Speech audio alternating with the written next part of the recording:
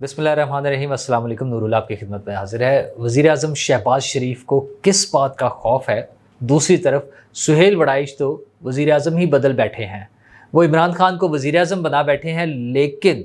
इमरान खान के लिए दो बड़ी मुसीबतें या बुरी खबरें, उनके लिए तो मुसीबत ही होगी, वो सामने खड़ी हैं। वो दोनों क्या हैं? और दूसरी तरफ जनाब मैं आपको बताऊंगा खातून रिपोर्टर का कमाल, कि उसने क्या कमाल कर दिया। रिपोर्टिंग ज़ाहिर है वो किस लिए हो रही है और उसका क्या मकसद है, वो मैं आपके साथ शेयर करूंगा। लेकिन उन सब चीज़ों से पहले आपको बताऊं कि पीटीआई का भूख हड़ताली कैंप जो है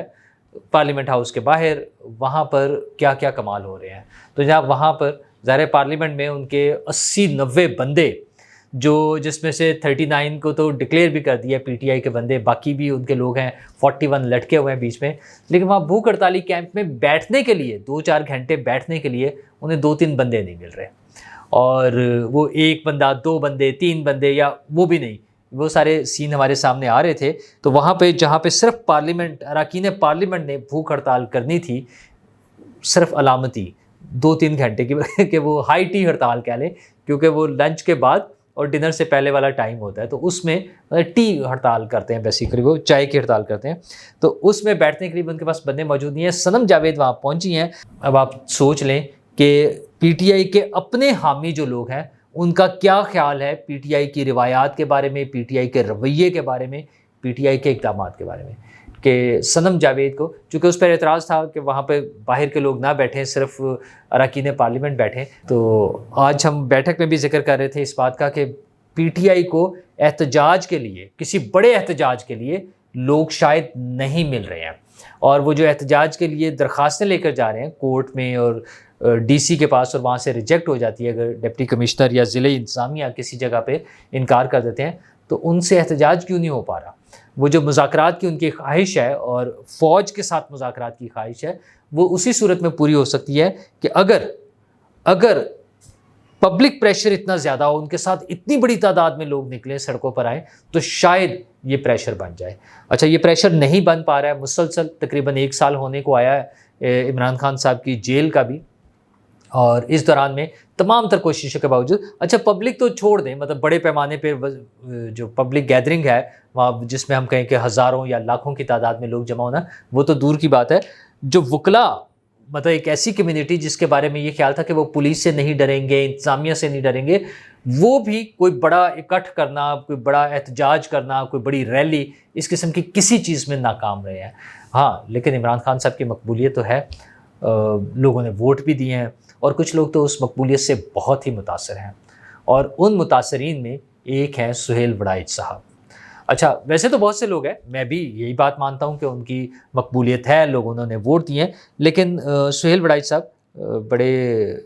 एक बड़े दानिश्वर हैं और बड़े जहाँ दीदा इंसान हैं। उन्हें चीज़ों का उनका विज़न, ज़ाहिर है जिस पोजीशन पर अब बंदा खेल रहा होता है ना, तो विज़न भी उसी हिसाब से होता है जहाँ वो खड़ा होता है। तो उनके ताल्लुकात, उनका एक्सपीरियंस, उनकी ऑब्जर्वेशन, सब चीज़ें, मतलब वो बड़ी टॉप पोजीशन एंजॉय कर रहे होते हैं। तो उसमें लेकिन उनका ख्याल ये है कि इमरान खान को ही वज़ीर आज़म एक मरतबा बनाना पड़ेगा, और वो सब कुछ भूल जाते हैं कि इमरान खान ने क्या किया है और क्यों किया। वो कहते हैं नहीं, सारी चीज़ें छोड़ दें, और उसके लिए वो हमें सकूत ढाका के सानहे से भी डराते रहते हैं। हमें मतलब अवाम को, अशराफिया को, फ़ौज को, जुडिशरी को, सबको, मतलब जो भी पाकिस्तान के स्टेक होल्डर्स हैं, सियासतदानों को, सबको इस बात से डराते भी रहते हैं। और उनका कहना यह है कि सब चीज़ें छोड़ दें, इमरान खान को मौका दें, वो हुकूमत में आएँ, और उसके बाद फिर अगला स्टेप वो शुरू हो जाते हैं कि वो परफॉर्म कैसे करेंगे, वो अपनी टीम सिलेक्शन कैसे करेंगे, और ये करेंगे वो मतलब उन्हें लग रहा है कि इमरान खान ही हुकूमत में आ रहे हैं, बल्कि उन्हें फ़ौरन आ जाना चाहिए। अच्छा, और उसके लिए उनके पास 2 बड़ी रीज़न्स हैं। एक वो कहते हैं इमरान खान की मकबूलियत, और दूसरा वो कहते हैं कि जुलाई वाला सुप्रीम कोर्ट का फ़ैसला। अच्छा, मैं उनकी अवाम की मकबूलियत वाली बात किसी हद तक तस्लीम करने को तैयार हूँ। अभी भी मैंने इससे पहले यही बात की कि लोगों ने वोट तो दिया है, लेकिन लोग उनके लिए एहतजाज के लिए नहीं निकल रहे हैं। अच्छा, ये बिल्कुल एक अलग क्वेश्चन है कि निकलना चाहिए या नहीं चाहिए, बट अभी तक नहीं निकल रहे हैं। लेकिन जो सुहेल वड़ाइच साहब जुलाई वाले इंसिडेंट का या उस फैसले का हवाला देते हैं, वो मुझे नहीं समझ आती। सुहेल वड़ाइच साहब बड़े समझदार आदमी हैं, लेकिन एक फ़ैसला जो 8 जजों ने बिल्कुल अपनी बाउंड्री लाइन से बाहर निकल के फ़ैसला दिया, आइन से بالکل ماورا فیصلہ دیا ہے، اور انہوں نے خود اس کو کہا ہے کہ وہ مخصوص حالات میں، مطلب وہ آئین کے مطابق نہیں ہو رہا فیصلہ، وہ مخصوص حالات کا فیصلہ ہے، اور اسی فیصلے میں جو چیف جسٹس کا نوٹ ہے وہ بتا رہا ہے کہ یہ آئین ری رائٹ کرنے کی کوشش ہے، اپنی طرف سے الفاظ شامل کرنا۔ تو ایک ایسے فیصلے پر اچھا اس طرح تو پھر کل کو ہم اگر سپریم کورٹ کے فیصلے کا ہی حوالہ دینا ہے تو پھر بھٹو کیس کا بھی فیصلے کا حوالہ دیا کریں کہ وہ فیصلہ، وہ شرمناک فیصلہ جو دنیا بھر میں کہیں بھی تسلیم نہیں کیا گیا، مطلب ان کا کہنا یہ ہے کہ جو بھی ہے فیصلہ ہو گیا تو اس کو مان لینا چاہیے اور اسی پر عمل کرنا چاہیے۔ تو پھر بھٹو کیس کا فیصلہ بھی ہے، مطلب وہ زبردستی اس پر عمل بھی کرا دیا گیا تھا، پھانسی بھی ہو گئی تھی بھٹو کو، لیکن کیا وہ کوئی ریفرنس ہے وہ لوگوں کو بتانے کے لیے، وہ کوئی قابل فخر بات ہے کہ ہم بتائیں کہ بھٹو کیس میں سپریم کورٹ نے کیا گھٹیا قسم کا فیصلہ دیا تھا، یہ بتائیں ہم لوگوں کو اور اس کو فالو کرنا شروع کر دیں۔ تو یہ 12 جولائی کا جو فیصلہ ہے 8 ججز کا، جس میں ایک ایسی پارٹی کو سیٹیں دے دی گئی جو پارٹی ہی نہیں تھی، اچھا، اور ان کو ممبر بنانے کی بات کی جا رہی ہے جنہوں نے پارٹی ایفیلیشن شو ہی نہیں کی تھی، اور ایک ایسی پارٹی کو پارلیمانی پارٹی بنایا جا رہا ہے جس کا کوئی انفراسٹرکچر موجود نہیں ہے، اور ایک ایسی پارٹی کے ٹکٹس کو لیجیٹمائز کیا جا رہا ہے جس نے ٹکٹس دیے ہی نہیں ہیں اور جس کا ٹکٹ دینے والے عہدیداران ایگزسٹ ہی نہیں کرتے۔ بہرحال سپریم کورٹ کے کچھ ججز نے فیصلہ کر لیا، وہ ممکن ہے اس پر عمل بھی ہو جائے، لیکن اس کو بڑے فخر سے بتانا اور اس کی مثالیں دینا کوئی کمال والی بات تو نہیں ہے۔ لیکن مسئلہ یہ ہے کہ عمران خان صاحب، یہ تو جو بھی ہوگا سیٹوں کا فیصلہ، عمران خان صاحب کے لیے 2 بڑے مسائل نظر آ رہے ہیں۔ ایک طرف تو وہ مذاکرات کی بات کر رہے ہیں اور ان کے نمائندے محمود خان اچکزئی تو آج کی خبروں کے مطابق کسی حد تک تیار ہیں کہ وہ پولیٹیکل لیڈرشپ نواز شریف صاحب اور آصف زرداری صاحب سے رابطہ کریں، لیکن کیا خان صاحب اس بات کو مانیں گے؟ کیونکہ خان صاحب کی تو ریکوائرمنٹ ایک ہے کہ مذاکرات کرنے ہیں تو فوج سے کرنے ہیں، آرمی چیف سے کرنے ہیں۔ آج کی تاریخ تک تو جب سے وہ نکالے گئے تھے بڑے بے آبرو ہو کے، تیرے کوچے سے ہم نکلے والی بات، وزیر اعظم ہاؤس سے، کیونکہ وہ باہر سنا تھا ایمبولینسیں آ گئی تھیں، فائر بریگیڈ آ گئی تھی، پریزن وین آ گئی تھی، یہ باتیں تو آن ریکارڈ ہے نا۔ ہاں، وہ جو دوسری خبریں تھیں کہ ہیلی کاپٹر اور وہ چلے ہو سکتا نہ ہو، وہ، اور میں بھی سمجھتا ہوں کہ وہ نہیں ہونی چاہیے، نہ ہونی چاہیے، نہ ہوئی ہیں وہ باتیں، لیکن وہ پریزن وین اور ایمبولینس والی بات تو ٹھیک تھی۔ تو اس کے بعد صاحب اپنی ڈائری پکڑ کے نکلے تھے، اور یہ اور بات ہے کہ ڈائری سے پہلے کیا کیا کچھ وہ پکڑ چکے تھے۔ تو ان کی وہ جو کیسز ہیں، ایک تو 9 مئی والا کیس جس پہ انہیں خدشہ ہے کہ وہ ملٹری کورٹ میں بھیج دیا جائے گا، تو ان کا خدشہ اپنی جگہ ٹھیک ہے، کیونکہ جب باقی کیسز ہیں 9 مئی کے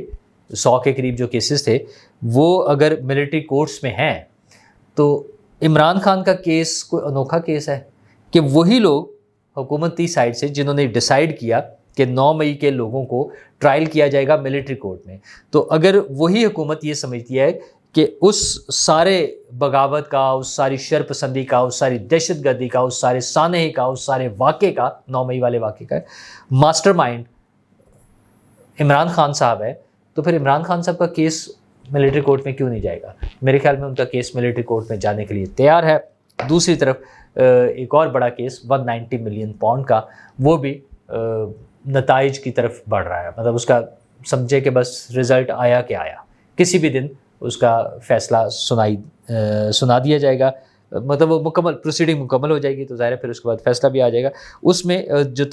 تفتیشی افسر تھے ڈپٹی ڈائریکٹر نیب کے جو ہے میاں محمد ندیم صاحب، ان کا بھی بیان سامنے آ گیا ہے کہ کب سے یہ کیس چل رہا تھا، کب سے یہ کیس تھا، پھر کیسے تحقیقات ہوئی، اور اس میں 2 بڑے جو ٹرانزیکشنز ہیں پراپرٹی کی، 458 کنال زمین جو ہے اپریل 2019 میں وہ کیسے ملی، اور پھر 258 کنال زمین فرح شہزادی جو فرنٹ پرسن تھی ان کے ذریعے کیسے آئی۔ تو صرف یہ نہیں ہے کہ بس وہ پیسے گئے اور پتہ ہی نہیں کیا ہے، زمینیں لی گئی ہیں، ٹھیک ہے۔ تو وہ، اور یہ فرح شہزادی وہی ہیں جن کا وزیر اعظم ہاؤس کے ریکارڈ میں ان کو فیملی ممبر لکھا ہوا تھا تاکہ ان کی گاڑی کی چیکنگ نہ ہو سکے، ٹھیک ہے، اور ظاہر ہے وہ بشرا بی بی کی فرنٹ پرسن کے طور پہ کنسیڈر ہوتی ہیں۔ تو عمران خان صاحب نے یہ جو سارے معاملات کیے ہیں اپنے دور حکومت میں، یہ پیسے، اور مطلب مجھے تو حیرت ہوتی ہے جب کہتے ہیں کوئی ان کی چوری بتائے، یار یہ 190 ملین پاؤنڈ چھوٹی سی چوری ہے،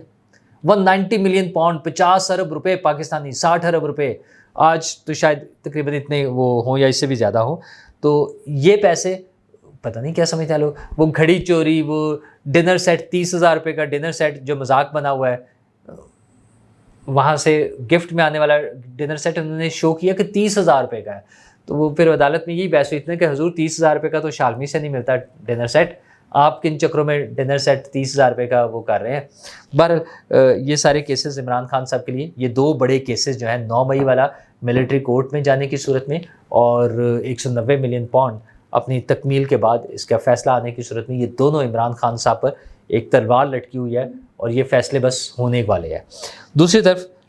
وزیر اعظم شہباز شریف صاحب پریشان ہیں اور انہیں لگتا ہے کہ FBR اور پاور سیکٹر کے مسائل اگر حل نہ ہوئے تو یہ ناؤ ڈوب جائے گی. وزیر اعظم صاحب بالکل ٹھیک کہہ رہے ہیں، مجھے 1% بھی ڈاؤٹ نہیں ہے ان کے اس شک پر، لیکن مسئلہ یہ ہے کہ کیا وزیر اعظم صاحب اس ڈوبتی ہوئی داؤ کو بچانا چاہتے ہیں؟ کیا وہ یہ دونوں مسائل حل کرنا چاہتے ہیں؟ پاور سیکٹر FBR کا تو مجھے ویسی حیرت ہوئی تھی جب میں نے ان کا بیان سنا. انہوں نے FBR میں کھڑے ہو کے جو بیان دیا تھا تقریر کرتے ہوئے، انہوں نے کہا تھا اگر مجھ پہ پریشر ڈالا گیا تو میں ریزائن کر دوں گا. تو کیسے وزیر اعظم ہیں FBR میں کھڑے ہو کر یہ کہہ رہے ہیں کہ میں ریزائن کر دوں گا؟ آپ کو تو چاہیے کہ میں وزیر اعظم صاحب کو کہنا چاہیے تھا کہ جو قانون کے مطابق نہیں چلے گا ہم اس کو الٹا لٹکا دیں گے، ہم اس کو قانون کے کٹہرے میں کھڑا کریں گے، ہم ان کو سزا دیں گے جو عدالتوں کے ذریعے، قانون کے ذریعے، نظام کے ذریعے جو لوگ پراپر ٹیکس نہیں دیں گے اور جو اس سسٹم میں رکاوٹ پیدا کریں گے، وہ چاہے ٹیکس دینے والے ہوں چاہے ٹیکس وصول کرنے والے ہوں، یعنی FBR کے لوگ ہوں. دونوں صورتوں میں وزیر اعظم کو کہنا چاہیے ہم وصول کر کے دکھائیں گے ٹیکس. اور وزیر اعظم صاحب وہاں کھڑے ہو کے کہہ رہے تھے کہ میں ریزائن کر دوں گا، پریشر آیا تو. کس بات کے وزیر اعظم ہیں وہ؟ دوسری طرف جو پاور سیکٹر کا مسئلہ ہے، IPPs کا، کیپیسٹی چارجز کا، اچھا یہ کوئی نیا مسئلہ نہیں ہے، پہلے سے چلا آ رہا تھا اور مختلف ادوار میں اس کا PTI کے دور میں جو ہوا ہے کہ انہوں نے رینیو کیے، دوسرے ادوار میں رینیو ہوئے. تو اصل مجرمان وہ ہیں جنہوں نے وہ معاہدے مکمل ہونے کے بعد دوبارہ رینیو کیے اور انہیں پھر دوبارہ سے ہم پیسے دے رہے ہیں. وزیر اعظم اگر سیریس ہیں، اگر سنسیئر ہیں، تو ان تمام اس کے جو مجرمان ہیں ان کو پکڑے، پھر وہ چاہے ان کی اپنی پارٹی کے لوگ ہوں، چاہے پیپلز پارٹی کے لوگ ہوں، چاہے PTI کے لوگ ہوں، اور چاہے فوج کے لوگ ہوں، جو بھی، یا نگران حکومت کے جو مجرم ہیں ان سب کو پکڑا جائے. اچھا لیکن مسئلہ یہ ہے کہ یہ باتیں میڈیا پر آ رہی ہیں، میڈیا کا بھی ایک کمال، ایک چھوٹی سی ویڈیو سرکولیٹ کر رہی ہے، وہ ایک خاتون رپورٹر سٹی 42 کی ہیں اور وہ پانی کے اندر کھڑی ہوئی ہے. اچھا رپورٹنگ کے لیے ظاہر ہے اس کو اچھا امپریشن دینے کے لیے ہم لوگ بھی بعض کا چاہتے ہیں کہ کسی جگہ کا وہ کہیں پر جلسہ ہو رہا ہو یا کہیں بڑا واقعہ ہے تو وہ بیک گراؤنڈ میں وہ بلڈنگ نظر آنا میک سینس. تو لیکن وہ ایک نجی ہاسپٹل، حمید لطیف ہاسپٹل کی پارکنگ میں پانی کھڑا ہوا ہے، پانی زیادہ ہے، گاڑی آدھی ڈوبی ہوئی ہے، وہ خاتون اس کے اندر جا کے کھڑی ہو گئی ہیں. فیروزپور روڈ سے میں بھی گزرتا ہوں اور یہ حمید لطیف کے سامنے سے گزرا تھا میں بھی کل جب بارش ہو رہی تھی، بارش کے بعد جب پانی کھڑا تھا مختلف ایریاز میں، وہاں پر پانی نہیں تھا. اور ممکن ہے بالکل ابتدائی ٹائم میں صبح چونکہ ارلی مارننگ بارش ہو گئی تھی، اس وقت باہر سڑک تک بھی کچھ پانی ہو، لیکن فیروزپور روڈ جنرلی کافی بہتر ہے، وہاں پر پانی نہیں کھڑا ہوتا نارملی، کچھ ایریاز میں ہے بھی. تو ان کی پارکنگ جو ہے، اس پارکنگ میں کھڑے ہوئے پانی میں آپ اس کو ضرور کور کریں. اور وہ حمید لطیف ہاسپٹل ہو، وہ کوئی سروسز ہاسپٹل ہو، جہاں جہاں بھی پانی کھڑا ہے وہ حکومت کی اور متعلقہ اداروں کی اور اس ادارے کی انتظامیہ کی نااہلی ہے. اور مجھے تو حمید لطیف ہاسپٹل پہ بہت ساری ریزرویشنز ہیں. ان کے معاملات، مطلب وہ ہاسپٹل بینگ ہاسپٹل، پیشنٹس کے ساتھ جو ٹریٹمنٹ ہے بڑی فضول سی چیزیں ہیں. میں کسی وقت آپ کے ساتھ شیئر کروں گا پرسنل ایکسپیرینسز، انتہائی تکلیف دہ قسم کے ایکسپیرینسز ہیں ان کے. ایک نجی پرائیویٹ ہاسپٹل ہوتے ہوئے جو ڈھیر سارے پیسے لیتے ہیں، ڈھیر سارے پیسے، اور ان کا جو رویہ ہے اپنے مریضوں کے ساتھ وہ انتہائی برا ہے. میرا پرسنل ایکسپیرینسز کی بیس پر میں بتا رہا ہوں. اور جب وہ میں بعد میں بات کروں گا، میں اس لیے میں یہ نہیں ہے کہ میں کوئی حمید لطیف کی حمایت کر رہا ہوں. مسئلہ یہ ہے کہ اس خاتون رپورٹر کو اور ان کی انتظامیہ کو سوچنا چاہیے کہ اگر پانی کھڑا ہے تو اپنے رپورٹر کو اس پانی میں نہ اتاریں. خدا نہ خواستہ وہاں پر کوئی گڑھا ہو، کوئی کھلا گٹر ہو، کوئی اور چیز ہو تو کسی حادثے کا سبب بن سکتے ہیں. یہ اپنی تھوڑی دیر کے لیے ویڈیو، اپنے ٹک ٹاک بنانے کے لیے، اپنے چینل کی ریٹنگ لینے کے لیے